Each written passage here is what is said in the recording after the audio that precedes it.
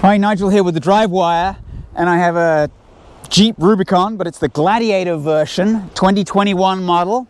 Obviously it looks like a Wrangler to here, and then it's got this pickup bed which makes the overall length, it's 30 inches longer, and it adds 19 inches between here with the wheelbase, which makes it a little bit trickier over sort of larger bumps. But we've already tested it off-road. It works really, really well. The good news about this particular car is the engine that it has. Before I go into that, let me talk price. This one base price is $43,000, but it's got a lot of bells and whistles on it. These wheels are actually standard. These are 17s. They're a little bit smaller than the standard car, which has 18s. Obviously, it's got off-road tires on it. And it's got the LED package, got the nice LED package, which puts the price, when you add the diesel engine to it, up to $65,000. But we'll go into that a little bit later on. It does have the same ground clearance as a standard Wrangler. So this is 11.1 inches. Clearly, if you put bigger tires on it, you're going to get a little bit more clearance. All right, so as I said, this is the Jeep turbo diesel engine, or eco diesel as it's badged. It's a 3.0, has 260 horsepower, which is exactly the same as the 4-cylinder has, but this one has 462 foot-pounds of torque, so ideal for climbing pretty much anything that you want to climb. It's mated to a 8-speed transmission, which is the reason for the increased cost of this car. So the diesel engine costs you an extra $4,000, and you have to have the 8-speed, so that's an additional $2,000. So you got to weigh up, you know, based on the better fuel economy, it'll do 27 highway as to whether that'll pay off. You'll have to do a lot of miles to actually make up for it. But to be honest, if I was going to buy this car, I'd have this turbo diesel every time, regardless of the price. This car weighs about 5,000 pounds, will tow 6,500 pounds, which is a bit less than the V6 because of cooling issues with the turbo diesel. They would have had to change the iconic Jeep face in order to make it pull more. I think most people that buy this truck are not likely to need to pull a lot anyway. This one comes with the additional tonneau cover, and then it's the slow drop style. Pretty decent sized bed. It's a 5-foot bed. All right, so let me climb in. Obviously no running boards, so you have the decent amount of clearance, but there is a pretty decent amount of room in here. Obviously you can take the roof off. This is a soft top. I wouldn't. I'd get the hard top. Rear seat passengers get cup holders and some rear heating and air conditioning. But yeah, it's a pretty decent place to spend some time in. Now what you can do is, let me just hop out real quick. You can pull these seats down, just pull on this particular one here and pull these seats flat to get the front seat out of the way first. And you can pull the other one down as well and use this as an extra storage space. Or if you put that back and then tip this seat up, you get, this is where the jack's housed, and then you get additional storage space below the seats on both sides. So pretty cool. And then moving over to the front. All right, so up front you have the really good Jeep Uconnect system. Actually, they have this across all cars. It's super easy to use. This one comes with heated seats, heated wheel. It's been useful recently. It's been pretty cold here, even though we're in Southern California. You can set up your phone here. You've got settings on this side, pair your phone, add media, climate controls here. And then you also have physical climate controls as well, which I like. Physical volume knob, and then to tune. And then obviously this is an off-road vehicle, so it comes with all the bells and whistles, including front and rear only locking diffs. It's got sway bar disconnect, and your standard 4 low, 4 high, and 2 high, which is just standard. And then up front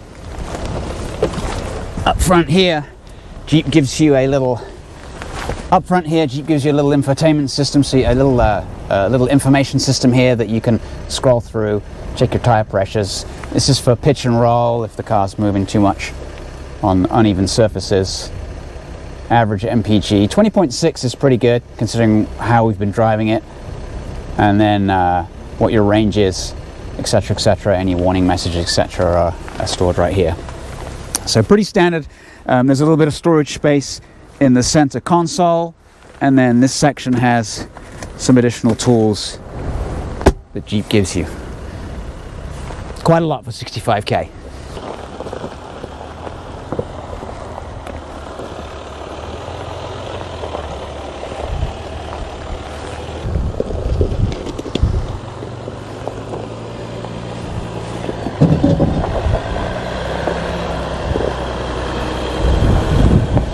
So you could probably hear with that extra 19 inches on the back, the rear does scrape over that quite steep dip.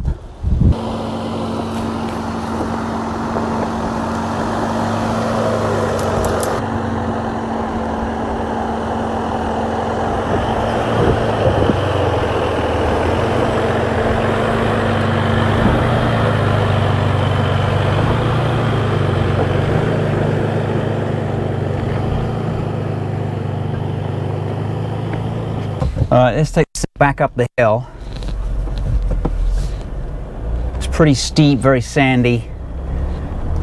I'll aim for this big rut here, see how it copes with going uphill. But with these tires and this combo, this thing is almost unstoppable. It just plows through here.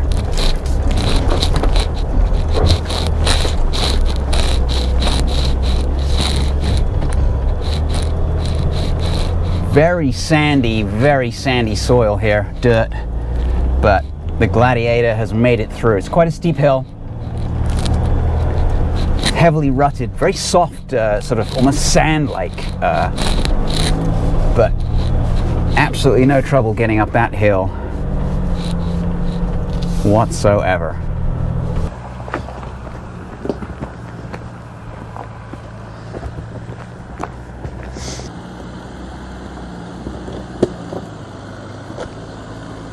Piece of cake for this thing up this section. These ruts are pretty big.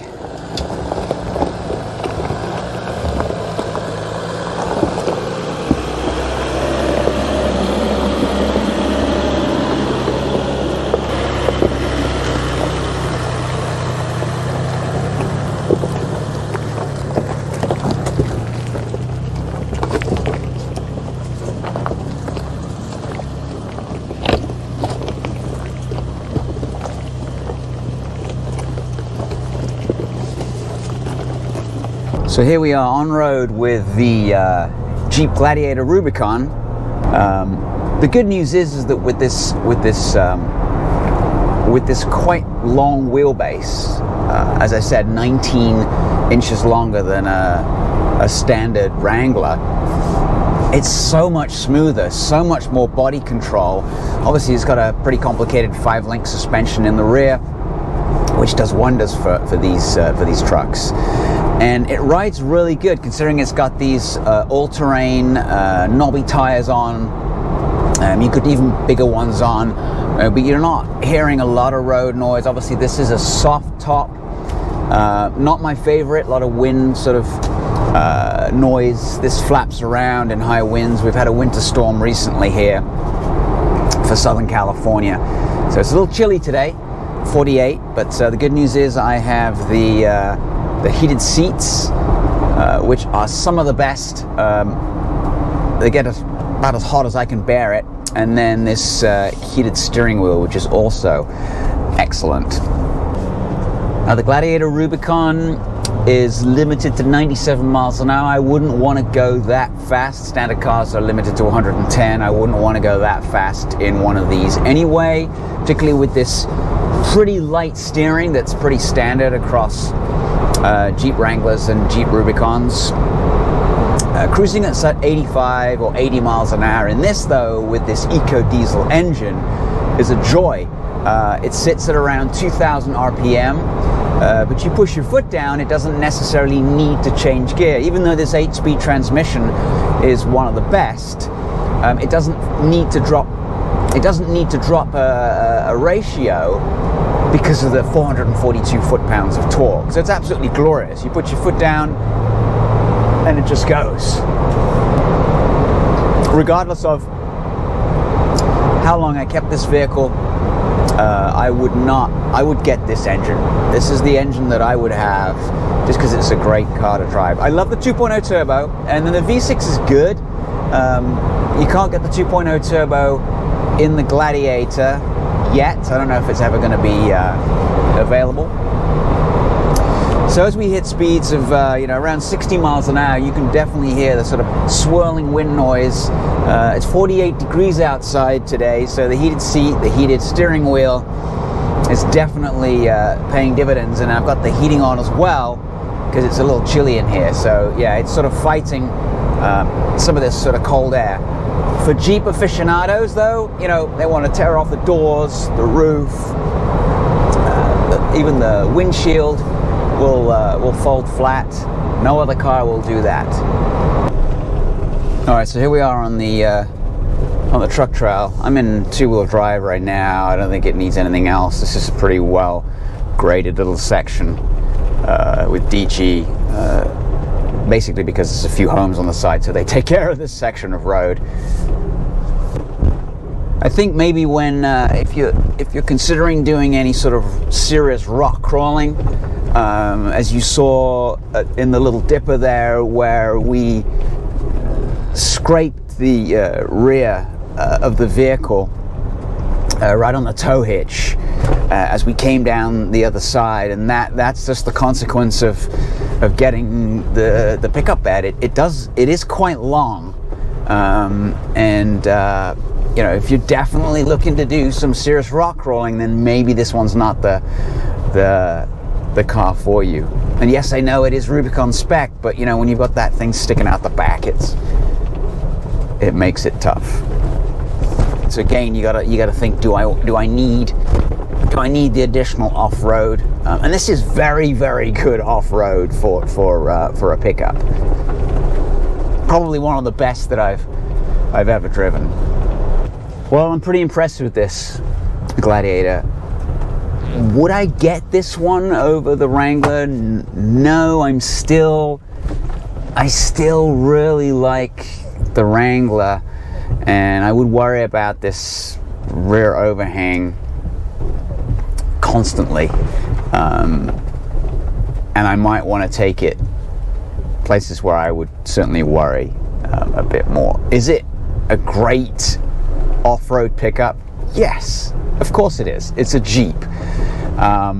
Do you want to spend $65,000 on a fantastic Rubicon trail-rated off-road pickup? Go ahead, man. If you've got plenty of money, then go ahead. I think it's a great truck, and you're gonna love it.